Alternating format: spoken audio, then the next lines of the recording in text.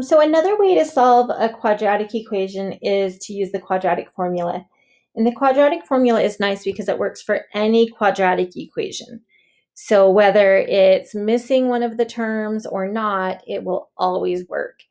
And so if you don't want to bother with trying to figure out what two factors add or subtract to give you the middle number, or if you get a problem and you're not sure what you're supposed to do, quadratic formula is always a great option. The only thing that you need to worry about is make sure that it's in standard form, so ax squared plus bx plus c. If one of those values is not there, then you just have it be a 0, which is not a big deal. When you plug it into the formula, you would just put 0. Remember that you can only use quadratic formula if you have a quadratic equation, which means you have the x squared term. All right. And then you also need to remember that you only plug in the numbers, okay? The numbers that are in front of the x squared or the constant. We don't plug in the letters into our equation. So when I look at the first example, I want to rewrite this equation so it's in the right form. And so when I don't like the 3 over here because I need it to be set equal to 0. And so I'm going to subtract 3 from both sides, and then I'm going to get x squared plus 4x minus 3 is equal to 0.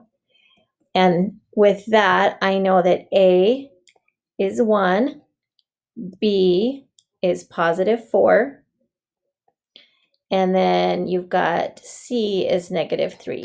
And then we're just going to put that into our equation, and we're going to solve. So we're going to go x is equal to negative b, so negative 4 plus or minus the square root of b squared, so 4 squared, minus 4 times a times c, all over 2 times a. And so usually what I like to have you guys do is remember to do what's inside or do the discriminant first. And I do that because sometimes your problem wants your answer a specific way without a decimal. And so I like to make sure you do that separate so that you don't have to redo that problem all the way. So with that, let's see if we can, I can't quit and clear it all out. Okay, so with that, we are going to go 4 squared minus 4. Remember, that's always minus, not a negative. 4 times a times c, which is a negative 3. And just kind of notice that you've got a bigger minus sign and then a smaller sign for the negative. And so you just need to make sure that you remember that this is a minus, not a negative. And so when we do that, sorry, I forgot to say what it was. We push enter and we get 28. And so that's the number that goes underneath the radical. And so we can do one of two things. We can either simplify this problem down now, which means I could say, okay, well, 28 is 4 times 7. This is 2 times 2. And I'm looking for a pair. So I'm like, oh, I've got a pair of 2s. And so I could rewrite my problem as x is equal to negative 4 plus or minus a 2 coming out because that's what repeats. And then a 7 stays under the radical because there's not a pair. And then all over 2. And then because 2 is on the bottom and divides evenly into both negative 4 and 2, I can simplify this problem a little bit further. And I can say, well, negative 4 divided by 2 is negative 2. 2 divided by 2 is 1. So I get negative 2 plus or minus root 7. And then if it asks me to write this as a decimal, then I can just put that in my calculator and go negative 2 plus square root of 7. And so that's one value. So we get 0.6. Usually you go to the hundredths place. So we're going to say 0.65. And then I would do that problem again, but with the minus sign. So I'm going to go negative 2 minus root 7. And again, notice the difference between the negative and the minus sign. And so then we get negative 4.65. And that would be, those would be my two solutions. So x is equal to 0.65, and x is equal to negative 4.65. All right, so when I look at B, so we're gonna kind of have to squeeze that in.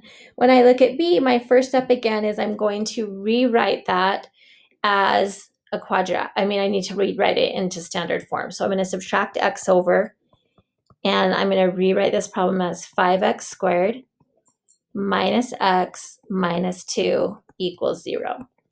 And again, we've got a is 5,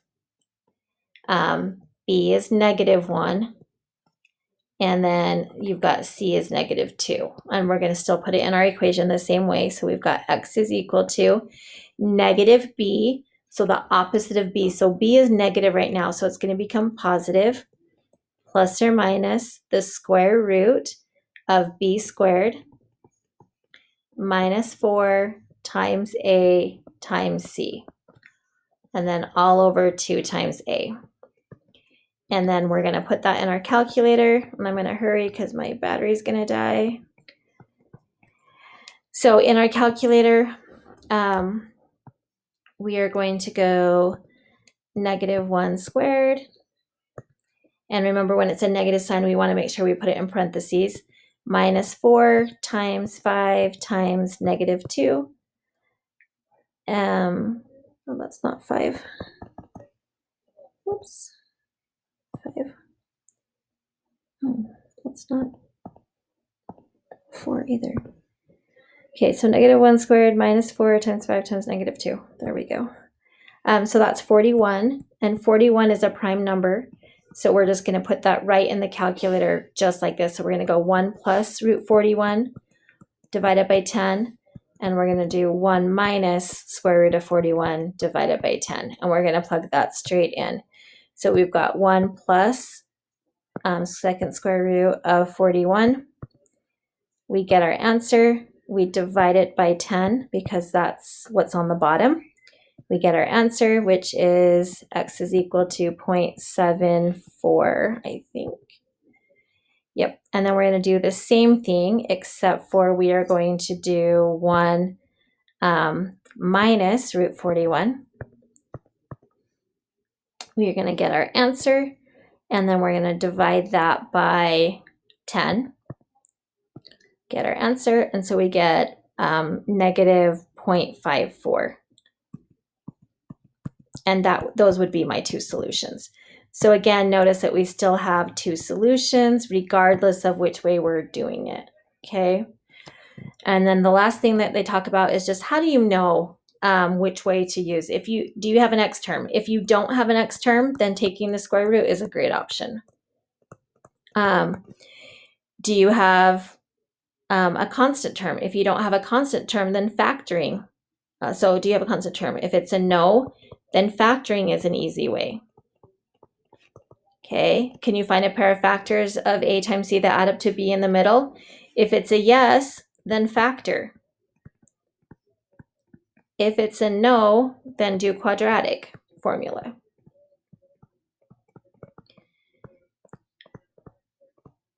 And then remember, if you can factor out a greatest common factor first, then that makes your problem easier. So try to do that. And remember that quadratic formula always works. So when I look at this one, if I was going to put it in standard form, this is x squared, I subtract 3x over. So this would be x squared plus 4x is equal to 0. So notice you're missing a constant, so this is a great factoring problem. If I look at number 2, there's not an x term. So because there's no x term, this is a great one where you're going to take the square root. This one, if I subtract 3x over, then you get 6x squared minus x minus 1 equals 0. Can you find factors of negative 6 that give us negative 1? We just did that problem. Oh, this is negative 1x, sorry.